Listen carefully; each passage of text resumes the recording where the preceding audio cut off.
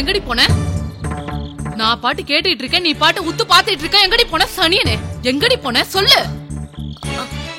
அது அது அது வந்து அது அதுன்னு சொல்லி வார்த்தையை முழுங்க சனியனே. சித்தி இல்ல சொத்தி இல்ல. இந்த நேரத்துல எங்க போய் ஊரை சுத்திட்டு வந்தேன்னு அதை சொல்ல முதல்ல.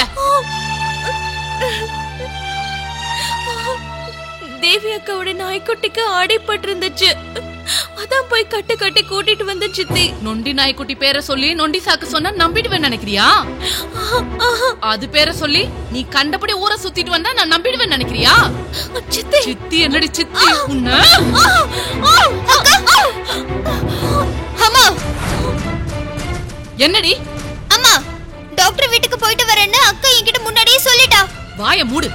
இப்படி ஊரை சுத்திட்டு வரவளுக்கு வக்காலத்து வாங்குற அறிவு இல்ல? அவ்வா அவ்வா, நைட் எல்லாம் ஊரை சுத்திட்டு வந்தா பக்கத்து அக்கத்துல என்ன நினைப்பாங்க? என்ன நினைப்பாங்க?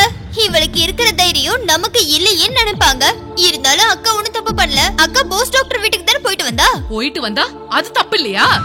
பாவம், அது கால்ல அடிபட்டு அதால நடக்க முடியல சித்தி. அக்காவோட வீட்டுல யாரும் பார்க்கல போல இருக்கு. நொண்டிக்கிட்டே நம்ம வீட்டுக்கு வந்துருச்சு. ஆஹா, அது கொய்யன் நொண்டிக்கிட்டு வந்ததில்ல. நீ ரொம்பதான் இறக்கப்பட்டு நீ அந்த இளவயச டாக்டர் கிட்ட ஓடி போயிட்டு வந்த. அம்மா விடுமா, இனிமே நடுராத்திரியில எங்கேயும் வெளியில போக மாட்டா, சரிதானே? என்னடி சரியா? இவ இப்படி நடுராத்திரியில ஊர் சுத்திட்டு வந்தா இந்த வீட்டு மான என்ன ஆகுறது? உன் கல்யாணம் தான் எப்படி நடக்கிறது? கத்தாதமா, அப்பா வேலை செஞ்சுட்டு வந்து தூங்குறாரு. ஆஹா, ரொம்பதான் வேலை செஞ்சுட்டு வந்துட்டாராம். ரொம்ப நல்லா வேலை செஞ்சுட்டாரு. அவருக்கு என்ன வந்தது? பெத்த பொண்ணு நடுராத்திரியில ஊர் சுத்திட்டு வர சொல்லிட்டு வீட்டுல கொரட்டை விட்டு தூங்குறாரு. வயசு பொண்ணுங்களை வச்சிருக்க ஆம்பளை கொரட்டை விட்டு தூங்குறாரு. ஒரு பொம்பளை எனக்கு இருக்கிற அக்கறை பயம் கூட அவருக்கு இல்ல.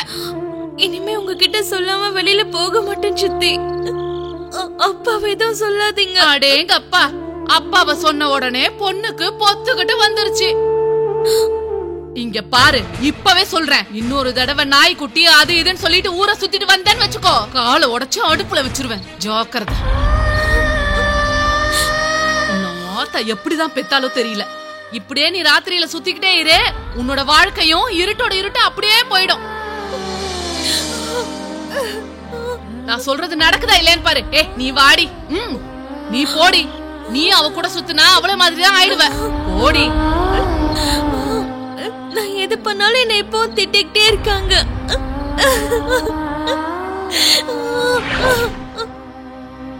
ரொம்ப பெருமையா உங்க பொண்ண பத்தின ஒரு கதையை சொல்லி எல்லார் கண்ணிலையும் கண்ணீரை வரவழைச்சிட்டீங்க. அது இல்லைங்கய்யா. ரொம்ப நன்றி, நீங்க போகலாம்.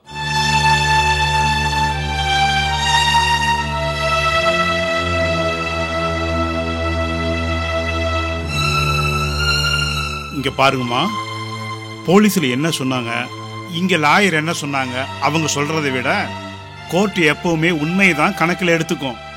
அதனால உண்மை என்னன்னு ஓமாயாலே சொல்லுமா. நீ யாருக்கும் பயப்பட தேவையே இல்லை. கொலை பண்றதுக்காக வாழணும்னு நினைச்சா எனக்கு அப்படிப்பட்ட வாழ்க்கையே தேவையில்லையா? உண்மையிலே நான் இந்த குற்றத்தை செய்யவே இல்லையா? நீங்களே கேட்டீங்கல்ல, எல்லாரும் என்ன சாமின்னு சொல்றாங்க. ஆனா ஏன் பார்வையில சாமின்னா அது அந்த தேவயானி அக்கா தான். அக்கா அக்கா அக்கா, இவன் உன்கிட்ட எப்போ வந்தான்? அட, என்ன சிவனுக்கு? எங்கேயாவது சைக்கிள் இடிச்சிட்டு இருந்திருப்பாங்கா. ராத்திரி நொண்டிக்கிட்டே என்னோட வீட்டுக்கு வந்துட்டான். பாவம், ராத்திரி எல்லாம் வழியில துடிச்சிட்டே இருப்பான்னு சொல்லி ராத்திரி 2 மணி இருக்கும் இவனை டாக்டர் வீட்டுக்கு கூட்டிட்டு போய் இங்க பாருங்க இந்த கட்டு கட்டி கூட்டிட்டு வந்துட்டேன். ஓஹோ, ராத்திரி 2 மணிக்கு இவனை சாக்கா வச்சுக்கிட்டு டாக்டர் சார பாக்குறதுக்கு போயிட்டு வந்தியா நீ? ஐயோ, அப்படிலாம் இல்ல, இவனோட கஷ்டத்தை பொறுத்துக்க முடியாம தான். எனக்கு புரிஞ்சு போச்சு. போற வழியில இன்னொரு டாக்டர் இருக்கார்ல, அங்க எதுக்கு கூட்டிட்டு போகல? என்கிட்ட எதையும் மறைக்கிற. சி போங்கக்கா. சரி, இதோ வந்துடுறேன்.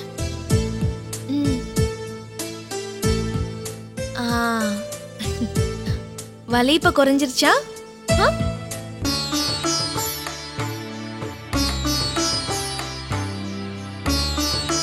மீனாட்சி,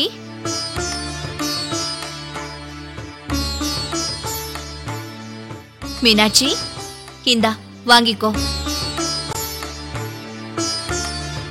ஐயோ, இவ்ளோ காஸ்ட்லியான சாரி எனக்கு எதுக்குக்கா? உன்னோட முத ராத்திரி அன்னைக்கு இந்த புடவை கட்டிட்டு தான் நீ உள்ள போனோம். நீ அப்படிலாம் பேசாதக்கா. அப்பாடி, வெக்கப்பட்டதெல்லாம் போதும். இந்த வாங்கிக்கோ. வேண்டாம்க்கா. வாங்கிக்கோ. என்ன என் செல்ல மக இங்க வந்திருக்கா?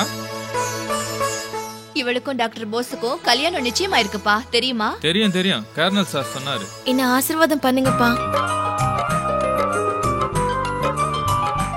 நல்லா இருமா. நம்ம மீனாட்சி கல்யாணத்துக்கு ஒரு புடவை மட்டும் போதுமாமா? தாலி, சரடு, மெட்டி, அதுக்கு தேவையான எல்லாத்தையும் பிறந்து வீட்டு சீரா நாம எல்லாத்தையும் செய்வோம். சீதாராமர் கல்யாணம் மாதிரி கிராண்டா செய்யலாமா? இதெல்லாம் நீங்க என்கிட்ட சொல்லணுமாப்பா? ஆச்சாரி கிட்ட நான் எப்பவோ ஆர்டர் கொடுத்துட்டேன்.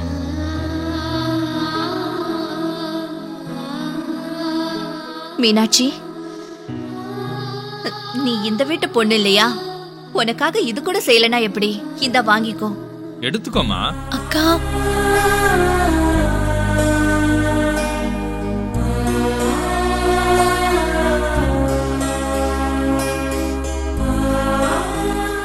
ஏமா கண் கலங்குற?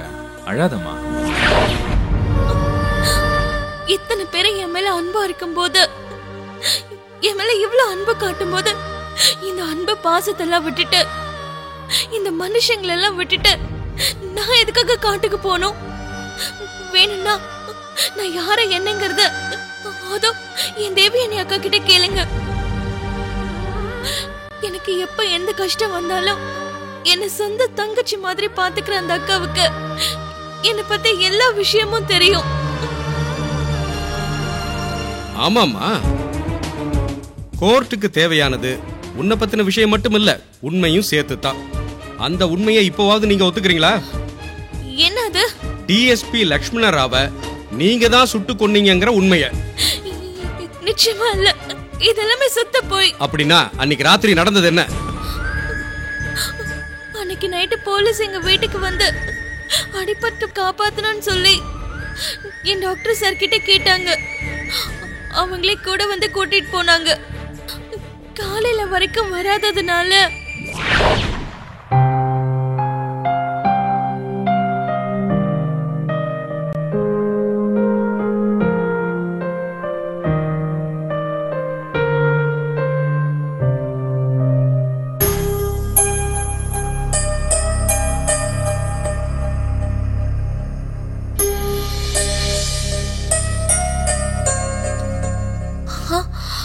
இவ்ளோ நேரமாச்சு. டாக்டர் சார் இன்னும் வீட்டுக்கு வரலையே.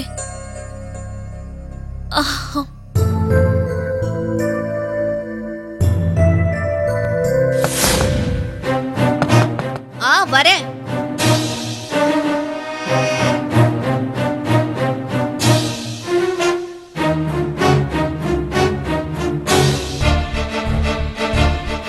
அக்கா, மீனாட்சி, நீ என்ன இந்த நேரத்துல? அவரை போலீஸ் வந்து கூட்டிட்டு போனாங்க அக்கா. யாருக்கும் அடிபட்டு இருக்கிறதுனால வைத்தியம் பார்க்கணும்னு கூட்டிட்டு போனாங்க. இன்னும் அவர் வீட்டுக்கு வரலக்கா. தெரியும். தெரியுமா? கொஞ்ச நேரத்துக்கு முன்னாடி தான் போஸ் எனக்கு போன் பண்ணாரு.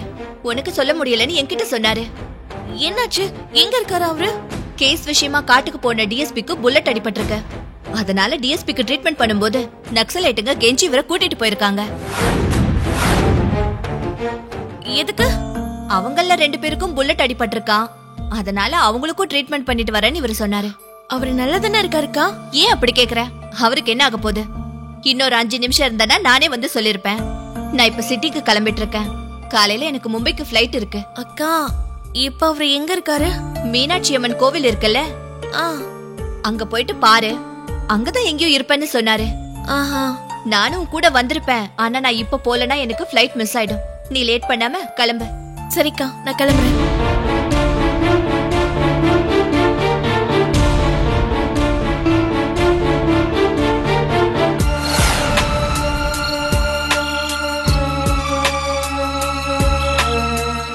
Doctor sir, doctor sir.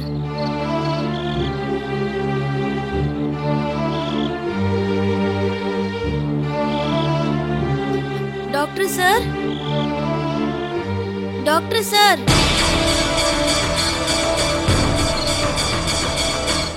Doctor sir,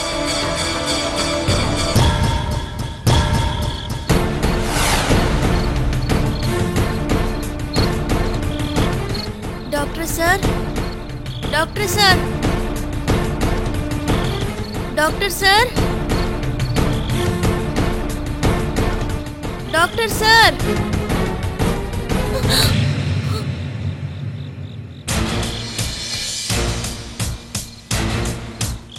doctor sir,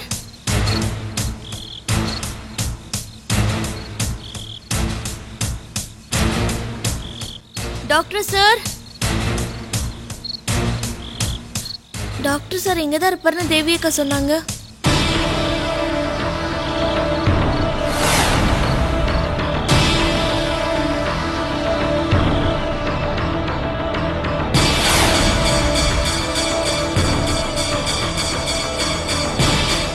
doctor sir,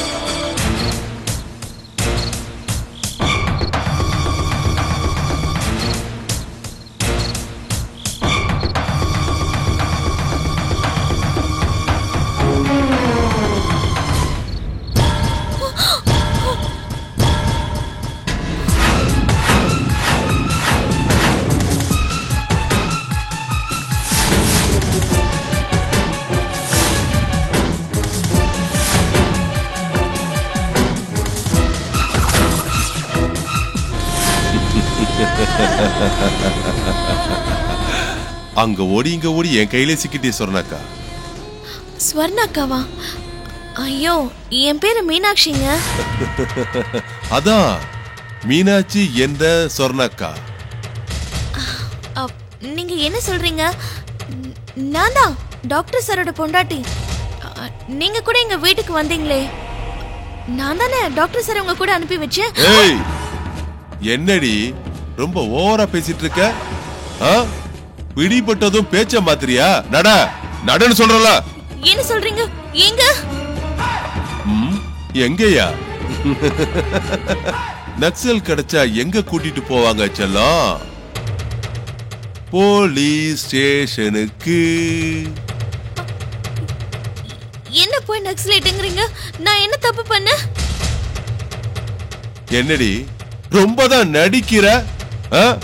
வாய மூடிட்டு பேசாம நட. யோ, என்னைய பாத்துட்டு இருக்க? இழுத்துட்டு போங்கயா. ஐயோ, என்னது? எனக்கு எதுவும் தெரியாதுங்க. எங்க டாக்டர் சார் காட்டுக்கு வந்தாரு. அவரை தேடிதான் நானே இங்க வந்தேன். என் வீடு கூட இங்கதான் பக்கத்துல இருக்கு. பிரமாதம். அவன் காட்டுக்குள்ள ஒரு நக்சலைட்டு, நீ இந்த காட்டுக்குள்ள இருக்கிற ஒரு பெரிய நக்சலைட்டு. உங்க ரெண்டு பேரையும் நான் விட மாட்டேன். வாமா வா. போடி. ஏய், இழுத்துட்டு வாங்க. வா.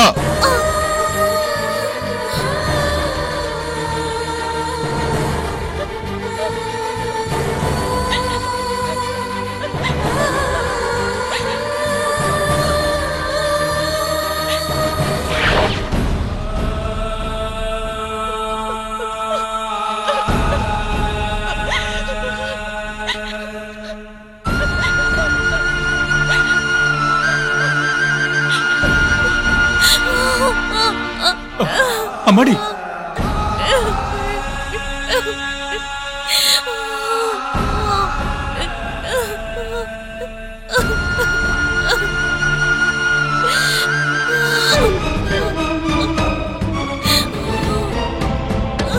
தண்ணி குடிக்கிறீங்களா மேடம்?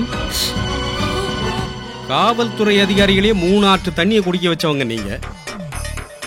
கோர்ட்ல இருக்கிறவங்களையே கண்கலங்க வச்ச உங்களுக்கு ஒரு கிளாஸ் தண்ணி எப்படி பத்தும்? நக்சலைட்டுகளுக்கான பாட்டை நீங்க தான் எழுதுறீங்களா? அதுவும் அற்புதமான வார்த்தைகள்ல அற்புதமான கற்பனைகள்லாம் கலந்து வேற எழுதுறீங்களாமே. எனக்கு ஒரு விஷயம் இப்பதான் புரியுது. இந்த கோர்ட்ல இருக்கிறவங்களுக்கு உங்க வார்த்தையை கேட்டு எப்படி கண்ணீர் வருதுன்னு. இதெல்லாம் உங்களோட சொந்த கற்பனைகளா இல்ல இதுல உங்க தேவக்காவோட ட்ரைனிங் வேற இருக்கா? இப்படி எல்லாம் உங்களுக்கு பேசுறதுக்கு அவங்க தானே ட்ரைனிங் கொடுத்தாங்க. Stop it. நான் நினைச்சா இப்பவே இந்த நிமிஷமே உங்க மேல மான நஷ்ட வழக்கு போடுவேன். Be careful. நீங்க ஏதாவது சொல்ல விரும்புறதா இருந்தா இந்த போனுக்குள்ள வந்து சொல்லுங்க.